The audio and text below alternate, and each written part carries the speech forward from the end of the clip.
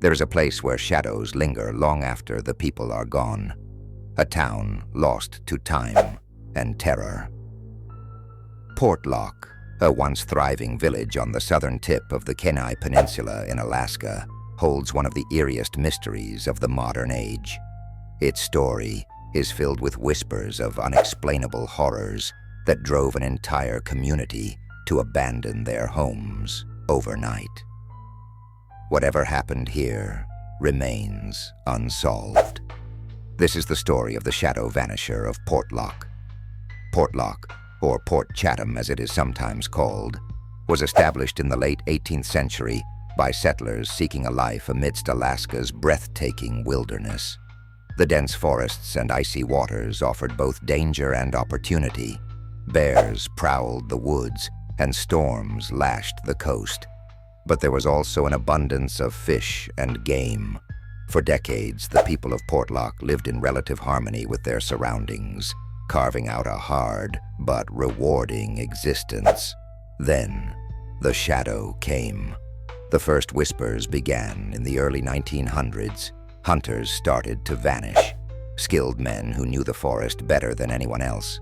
Some simply never came back from routine hunting trips. Others were found, mutilated in ways that seemed unnatural.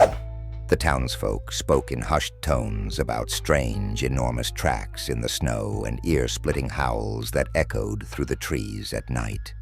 Over time, the disappearances became more frequent, the deaths more gruesome. In 1949, the situation reached its breaking point. Entire families packed up their belongings and left in the dead of night.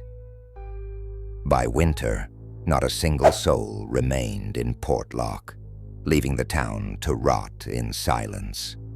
So, what drove the people away? The explanation lies in a strange local legend of a creature known as the Nantiinak, a shadowy half-human beast said to roam the Alaskan wilderness. Native Alaskan stories describe it as a supernatural guardian of the land, vengeful towards those who disrespect nature's balance. Was this the force behind Portlock's terrifying downfall? Survivors of the mass exodus recall their own chilling encounters. Josephine, one of the last residents to leave, described hearing a low growl rumbling from the forest as she prepared to flee with her family. She heard heavy footsteps trailing them through the night, though no one was seen. Her voice trembles in recorded interviews where she recalls, "It felt like the shadow was following us." Authorities investigated, but no concrete answers were ever found. Skeptics argue that natural predators were the true culprits. After all, bears, wolves, and moose populate the area, any of which are capable of fatal attacks. But the condition of the discovered bodies suggested something far more sinister. Limbs twisted at impossible angles, deep claw marks spanning across torsos, and the eerie precision with which some corpses were completely drained of blood. Another theory emerged years later, when geological surveys noted unusually high levels of iron and other magnetic minerals in a nearby valley. Researchers speculated that the agitated energies from Earth's magnetic field could produce hallucinations and paranoia in humans, a possible explanation for the eerie sounds and sightings residents reported.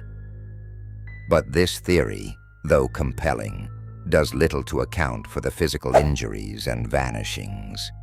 Paranormal enthusiasts remain convinced that the answer lies in the Nantiinak legend.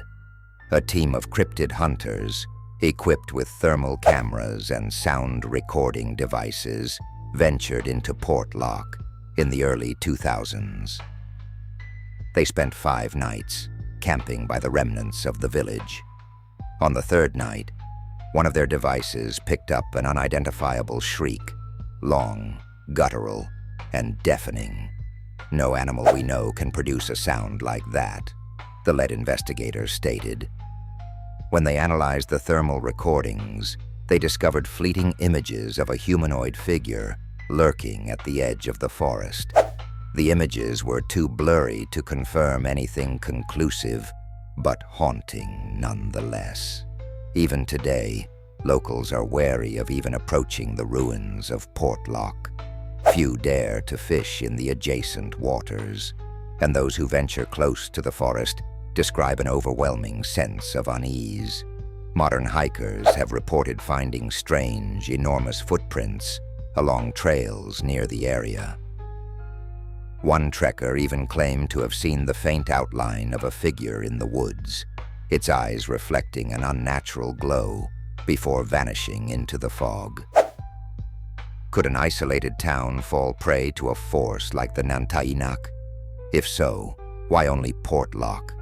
It's worth noting that the town was founded not far from locations considered sacred by the indigenous Sugpiaq people, locations closely tied to ancient folklore surrounding spirits and guardians of the land.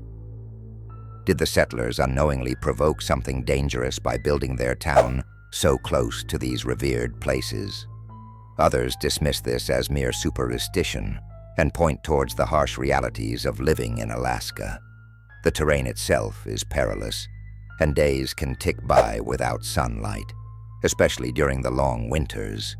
A deeper psychological toll may have brewed over years of isolation, causing hysteria and amplifying fears. Mass panic might have spread like wildfire, leading to the collective decision to flee. And yet, the mystery of Portlock persists.